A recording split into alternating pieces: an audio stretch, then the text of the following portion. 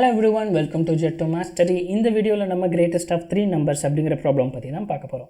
So பேசிக்காக நம்ம ஒரு ஃப்ரெஷராக இருப்போம், இப்போ தான் கோடிங்கை ஸ்டார்ட் பண்ணியிருக்கோம் அப்படின்னா இன்டர்வியூவர் நமக்கு இந்த கண்டிஷனல் ஆப்ரேட்டர்லாம் நமக்கு தெரியுமா, எப்படி யூஸ் பண்ணணும்னு தெரியுமான்னு செக் பண்ணுறதுக்கு ஃப்ரீக்வெண்ட்டாக கேட்குற ஒரு கொஸ்டின் என்னென்னு கேட்டால் greatest of 3 நம்பர். எப்படி இந்த greatest of 3 நம்பர் பண்ணலாம் அப்படின்னு கேட்டிங்கன்னா, ஸோ சிம்பிளாக புரிஞ்சுக்கிறதுக்கு ஒரு லாஜிக். இப்போ A and B and C அப்படிங்கிறது மூணு பேரோட ஹைட்டுன்னு வச்சுக்கோங்க. ஏங்கிறது ஏவோட ஹைட், பிங்கிறது பியோட ஹைட், சிங்கிறது சியோட ஹைட், இப்படி வச்சுக்கோங்க. சரி, இப்போ ஏ தான் இருக்கிறதுலே கிரேட்டஸ்ட் ஆஃப் 3 நம்பர், அதாவது ஏ தான் இருக்கிறதுலே பெரியவனாக இருக்கணும் அப்படின்னா அவன் யாரை விட பெரியவனாக இருக்கணும்? ஒன்று பியை விடவும் பெரியவனாக இருக்கணும். That the same time and நம்ம இங்கிலீஷில் சொல்லணும்னா A should be greater than B and C. ஓகேவா? ஸோ ஆர்சி கிடையாது. அப்போ அண்டுங்கும் போது நம்ம இங்கே அண்ட் ஆப்ரேட்டர் யூஸ் பண்ண வேண்டியதாக இருக்குது. இப்போது ஏ தான் கிரேட்டர் அப்படின்னா என்னது? இப்போ இந்த மூணுமே integer.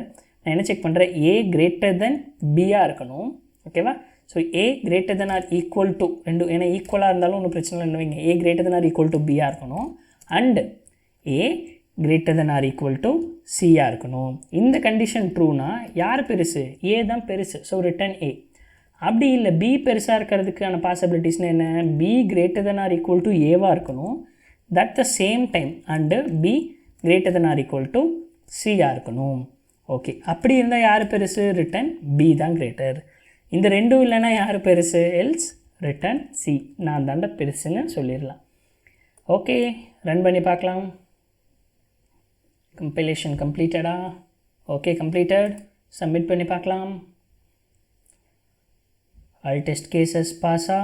Yes, absolutely passed. So இந்த வீடியோ உங்களுக்கு புரிஞ்சிருந்திருக்கும்னு நான் நம்புகிறேன் guys.